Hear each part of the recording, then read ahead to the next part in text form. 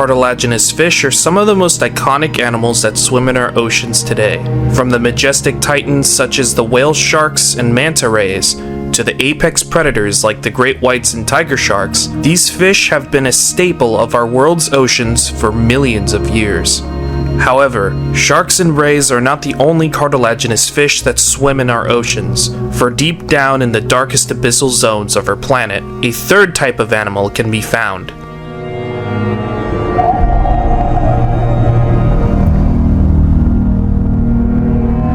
Known both as chimeras and ghost sharks, these elusive creatures, though small in size today, represent the last of an ancient order of cartilaginous fish that once ruled the prehistoric oceans of our world. Their ancient relatives once thrived in the Paleozoic seas as the masters of their day, evolving a variety of unique and specialized features to better aid their predatory nature in the ancient Panthalassa mega-ocean.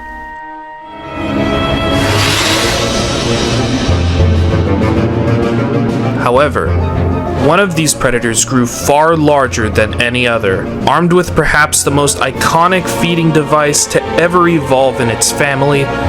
This predator grew to sizes that would rival even our largest white sharks. A true terror of the Permian seas, we are excited to welcome you all to an Epoch Now Shark Week special on Helicoprion, the Buzzaw Shark.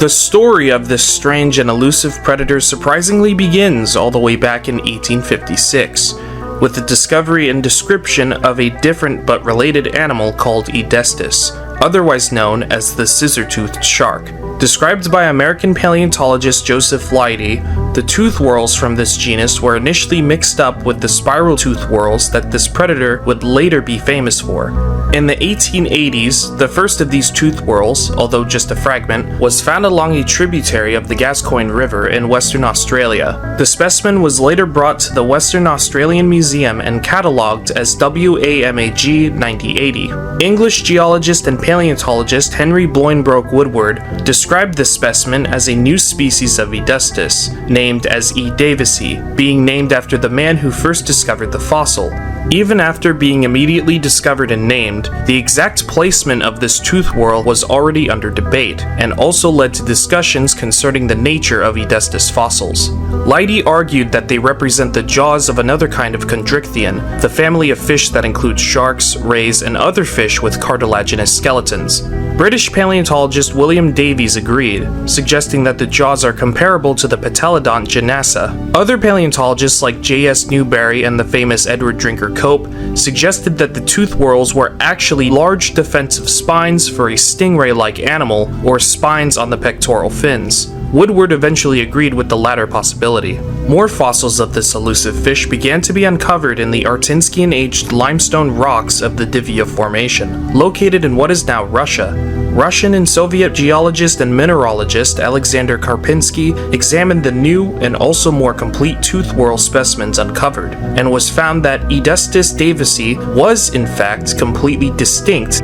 In 1899, Karpinsky published a monograph describing a new genus and species. The Russian specimens were named as Helicoprion bessonowi. The generic name combines the Greek words helix, meaning spiral, and prion, meaning a saw. The specific name honors Alexander Bessonov, who first discovered the tooth whorls 2 years prior, giving us the full name of Bessonowi's spiral saw. Edestus davisi was also reassigned to Helicoprion in the same paper. Although H. davisi was named first, due to the overall completeness of H. Bissonowi specimens, and because these specimens showed a clear difference to those described to Edestus, H. Bissonowi would go on to be assigned as the type species instead. In 1902, American geologist and paleontologist Charles Rochester Eastman referred H. davisi to his own new taxon called Campyloporion, a close relative to Helicoprion. However, his proposal was never supported, and this species placement in Helicoprion would later be solidified in the 1930s thanks to the discoveries of more complete specimens by German-American paleontologist and geologist Kurt Teichert. The debates on what the tooth whorl was used for pushed forward after Karpinski's publication. In that paper, Karpinski suggests that the tooth whorl was attached to the upper jaw and snout, being used for either defensive or offensive purposes. He later proposed the possibility of the tooth whorl being a fossilized caudal fin covered in bony scutes similar to modern seahorses, and also illustrated the possibility of it belonging to one of the dorsal fins. Most of these restorations have since been disagreed upon, and with it ultimately concluded as being a part of the mouth, specifically the lower jaw. Despite this, Karpinski's restorations were a common sight to see in Russian publications as late as 2001. As time went on, more different species of Helicoprion would be described over the next century. Tooth whorls from Helicoprion began to be uncovered in the United States Phosphoria and Goodhue formations, the Tanuki-Hara formation in Japan, the Chishia formation in East China, and other formations that remain defined or undefined in Mexico, Kazakhstan, Laos, Canada, and Norway. Many of these specimens were assigned as many different species due to minor differences. These other different species include the likes of H. nevadensis, H. ferrieri, H. mexicanus, and many others. Helicoprion jingmenense is one of the most recently named species, being described in 2007. Among the most distinct of all of these species, however, is Helicoprion ergasiminon, described in a 1966 monograph by Sven Erik Bendix Elmgreen. Initially discovered in Idaho within the Phosphoria formation, this species is completely unique to North America, being known by a total of 10 different specimens. Its specific name is Greek for the one who has done work due to the distinct wearing marks on the type specimen's dentary. Additionally, some other species assigned to Helicoprion have since been assigned to their own genera, like Parahelicoprion. By the middle of the 1900s to the 2000s, paleontologists and paleoartists alike depicted Helicoprion in various different ways. One of the oldest restorations from this time span that persisted until the late 2000s proposed the idea of the tooth whorl being an external structure that curved downwards, first proposed by a paleoartist only known by the name of F. John, who supposedly used saw sharks as his modern animal reference. This kind of idea has since been rejected. By the 1990s, the tooth whorl has since been agreed upon to be an internal structure, and the largest teeth were the ones that remained exposed. By this point, just like Edestus, Helicoprion has since been given its common name, the Buzzaw Shark, or the whorl-toothed shark, due to its shark-like nature and unique jaw structure. Later, authors between the 1990s and 2000s have since proposed that there were potential teeth on the upper jaw for the lower teeth to grind up against, or the tooth whorl was only used to swallow the prey it had caught. However, both of these ideas have since been rejected by a novel 2013 redescription of the genus led by Leif Tapanilla and colleagues, which finally, after nearly 115 years, solved the mystery behind its tooth whorl. A well-preserved specimen, nicknamed as Idaho 4, is a Helicoprion davisi specimen discovered in 1950. The fossil is the first and only specimen to preserve the rest of its cartilaginous jaws. Thanks to CT scanning of the fossil skull, the authors of this paper discovered the placement of the tooth whorl, which was high above the rest of where the lower jaw resided.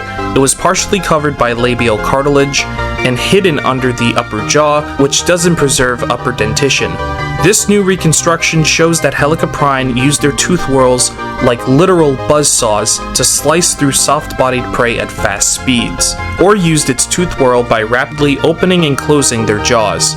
This paper also reduced the amount of species of the genus that was known at the time, leaving Helicoprion bissonowi, H. davisi, and H. ergasiminon the only species that remain, leaving the rest of these species as junior synonyms due to anatomical similarities. Overall, Helicoprion has an extremely rich history in paleontology, sparking so much fascination at what the iconic tooth whorl that gave it its name was used for. Hopefully, in the not-too-distant future, more soft-body fossils of this unique shark relative can give us a better picture at what this formidable predator looked like.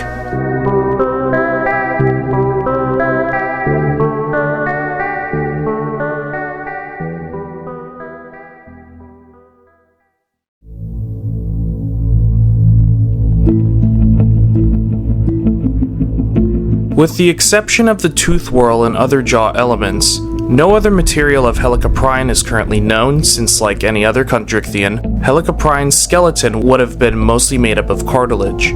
As stated earlier, however, slight variation in tooth whorls is enough to identify and validate each species. In terms of dentition, Helicoprion besonoi has narrow, short-spaced, and short-cutting surface teeth. H. davisi, in contrast, has robust, widely spaced, tall cutting surface teeth, and H. ergasiminon is a mix of the former species mentioned, with shortly spaced, narrow teeth with tall cutting edges. While we do have a good understanding of where Helicoprion and its kin belong to, a well-preserved full-body fossil still needs to be found in order to get a better understanding of this predator's appearance.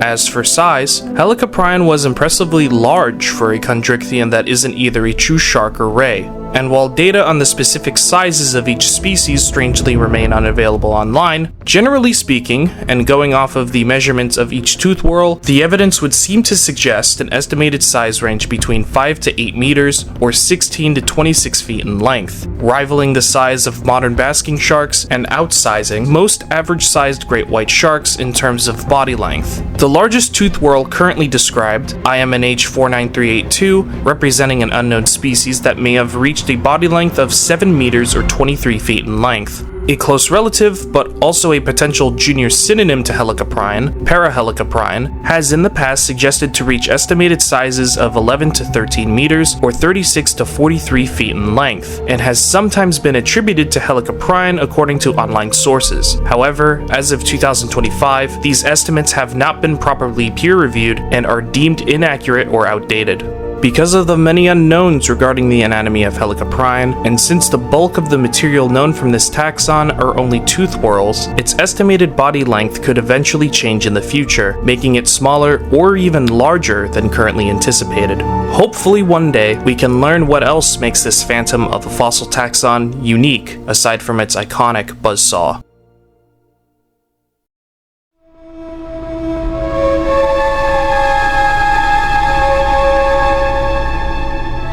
Helicoprion belongs to an extant subclass of chondrichthyans known as holocephali, an extremely ancient lineage of cartilaginous fishes that first appeared as far back as the Gavidian stage in the Middle Devonian. However, molecular data supports a late Silurian to early Devonian origin as well. Within holocephali, the order that Helicoprion belongs to is known as Eugeniodontida or Eugeniodontiformes. This subclass is typically famous for the Chimeriformes order, more commonly known as ghost sharks or ratfish, which still exists today. Although they were far more diverse in the past since they first appeared in the early Carboniferous, modern-day chimeras are rather intriguing deep ocean dwellers, inhabiting places where little sunlight reaches. It's almost hard to think that such large predators like Helicoprion would actually be related to them. Eugeniodontids are separated into two different superfamilies, these superfamilies being Cassiodontoidea and Edistoidea. Cassiodontoids mainly consist of family members that are not closely related to Helicoprion, as well as the also rather famous scissor-toothed shark Edestis. Some members of Cassiodontoidea include its namesake, Cassiotis, the bizarre Ornithoprion, Campotis, and many others. Edistoidea, named after Edestis, is where Helicoprion resides, containing members that are more closely related to both of these taxa. While Edestis and kin belong to Edestidae, Helicoprion resides as the type genus within the aptly named Helicoprionidae. This family includes Helicoprion and all of its closest relatives, such as Parahelicoprion, Cynohelicoprion, Sarcoprion, Toxoprion, Campiloprion, Agassizotis, and many others. These creatures are all characterized as being predators that have rather intriguing and fascinating dental ornamentation, just like Helicoprion's signature buzzsaw wheel of teeth. Many of the genera in this family, like briefly mentioned before, were once considered to be different species of Helicoprion. However, more analyses have found that they were too distinct to be considered as this genus and have since been assigned to their own taxa. Overall, Helicoprion resided in a bizarre but fascinating lineage, showing paleontologists that there was once a time where distant relatives of sharks experimented with weird jaw shapes, finding unique ways to seize and consume their prey, being either torn or even cut into shreds.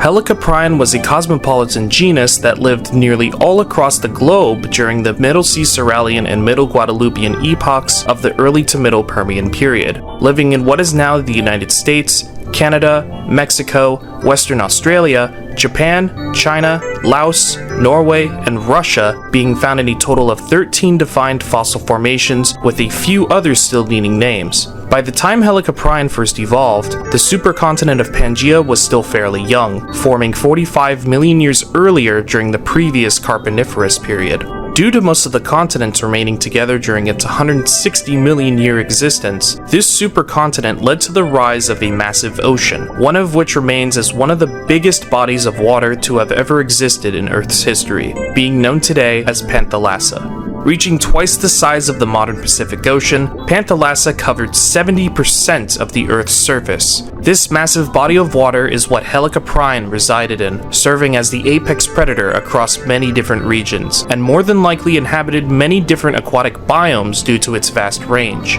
The only other sea that existed during this time was the Paleotethys Ocean, making up most of eastern Pangaea's coasts. This sea would later close in the late Triassic. The type species, Helicoprion bisonui, and the contemporary H. davisi are believed to have appeared around the same time in the early Permian during the Artinskian stage, around 290 million years ago. Curiously, one specimen of H. bisonui from Nevada is slightly older than all other specimens that appeared in the Artinskian, showing that Helicoprion as a genus might be slightly older than previously thought, as this specimen is as old as the preceding Sackmarian stage, living 3 million years earlier than the oldest other specimens known. Although both species originated in separate regions, indicating an older ancestral species, H. davisi and H. bisonui did coexist with one another, and could have even possibly competed for the same food. Similar to its jaw structure, the exact feeding method that Helicoprion had remained unknown for decades until the 2014 paper was published following its 2013 reconstruction. Paleontologist Jason B. Ramsey and colleagues suggest that the largest teeth in the tooth whorl hold 3 different functions for feeding. The front teeth in the whorl were designed to catch and pull, while the midsection was designed to pierce, and the back teeth were made to puncture and further pull their prey into the throat before swallowing. Considering the strength of their jaws and the exact function, it's believed that Helicoprion had a bite force ranging between 1,192 to 2,391 newtons, or 268 to 537.5 pounds. Despite the stress that comes from such force, Helicoprion is suggested to have rapidly opened and closed its jaws in order to repeatedly and forcefully cut into its prey's flesh and eventually consume them. This kind of feeding method is completely different to its modern-day relatives, which shake their heads from side to side in order to rip and tear their prey apart.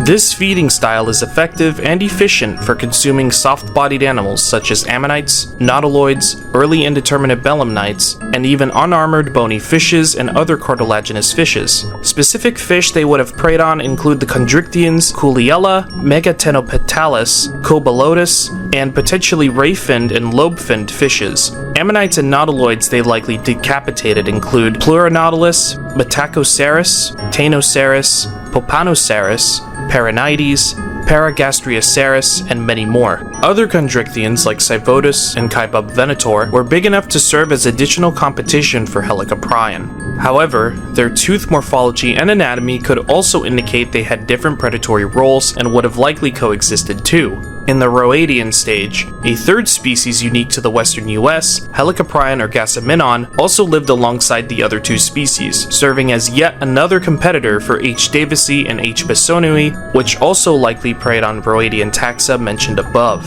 Overall, Helicoprion played a rather interesting role in its ecosystem. Considering its size and unique jaw anatomy, it more than likely evolved these features to potentially avoid competition with other large chondrichthyans that it coexisted with in the early Permian seas, including the ancient ancestors of today's sharks.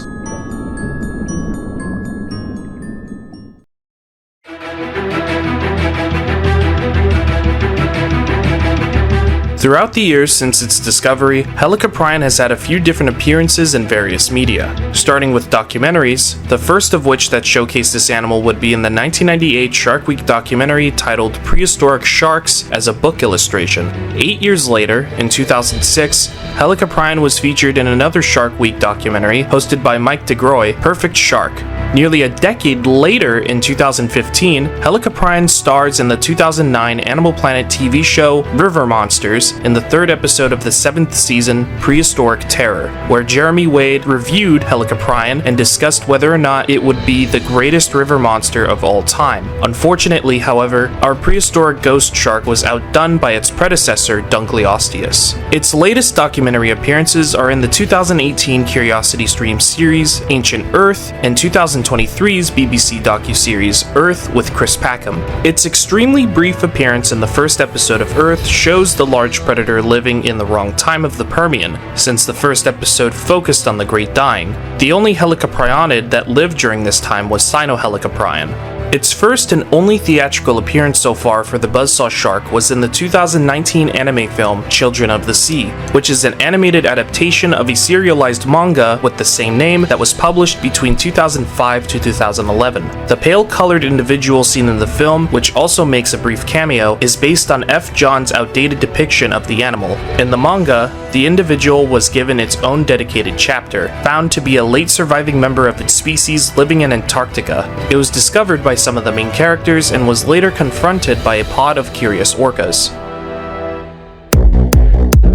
As for video games, Helicoprion has a much wider range of appearances by comparison, starting in the 2012 mobile game Jurassic Park Builder as a silver-tier aquatic animal and fighter. Afterwards, in 2014, it would appear as a skin for the Mako shark in the Steam game titled Depth. 2 years later, in 2016, Helicoprion appears in the 2015 mobile game Jurassic World: The Game as part of the aquatic update and as a super rare marine animal and fighter. The following year, it would make its debut into the Hungry Shark World franchise into the first game as the playable shark Buzz. Helicoprion's latest appearance in a video game is 2023's Dave the Diver as a boss animal labeled by Marinka as a hydrothermal vents fish. Outside of any documentaries or video games, Helicoprion also made an appearance in the Meg franchise in the 2009 novel Hell's Aquarium, as it is briefly mentioned upon the topic of the Panthalassa Ocean. Overall, Helicoprion has made a decent coverage in the pop cultural landscape since its discovery. Aside from its fame in video games and other media, it has never had the chance to shine in a nature documentary. Hopefully, more notable appearances over the years will give this animal the more realistic spotlight it deserves.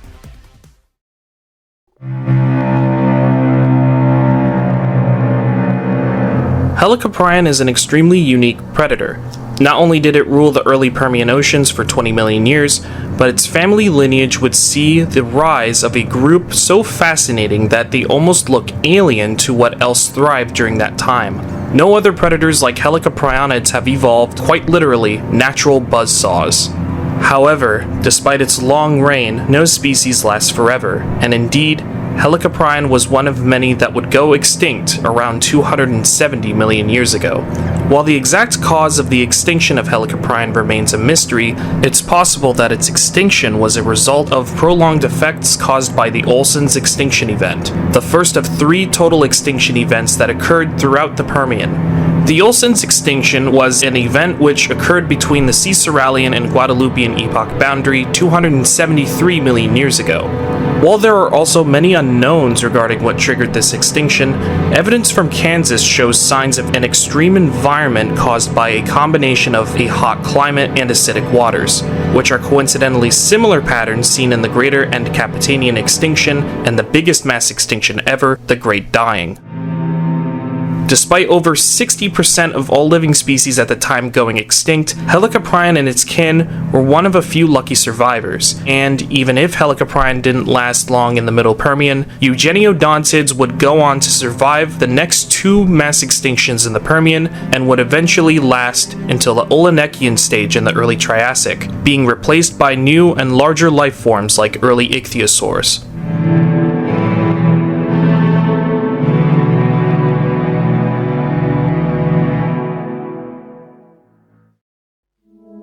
Yet, even if Eugenodontids are no longer around, the Holocephali subclass would push forward and continue to stay rich with diversity. And, while most of them are completely extinct, the ghost shark chimeras have survived through it all, remaining as the last members of their kind left today.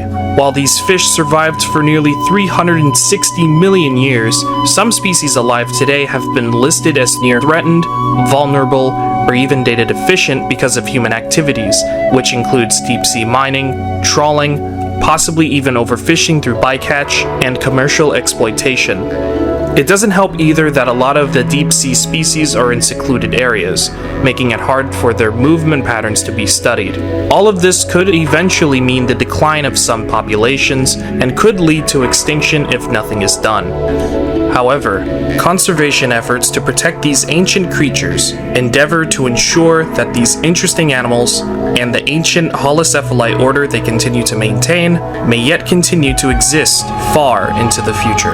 And with them, the legacy of this ancient class of some of the most interesting marine animals of all time. Animals like the great ancient predator of Panthalassa, Helicoprion, the Buzzaw Shark.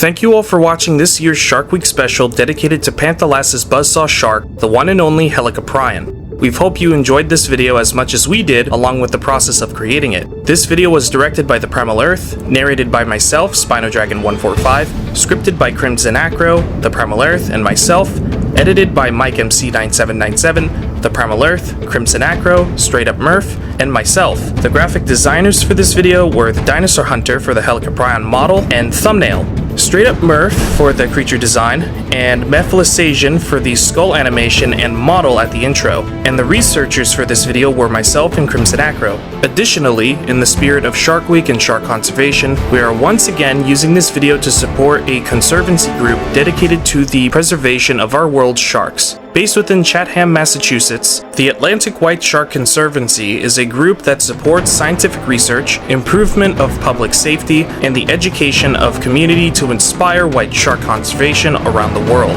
With the help of viewers like you, they will be able to continue their mission to help preserve and protect one of the ocean's most iconic predators. And a link to this organization will be found in the description of our video. And with that, as always, be sure to like, subscribe, turn on the notification bell to be notified of any more future content, and we will be seeing you all next time on Epoch Now.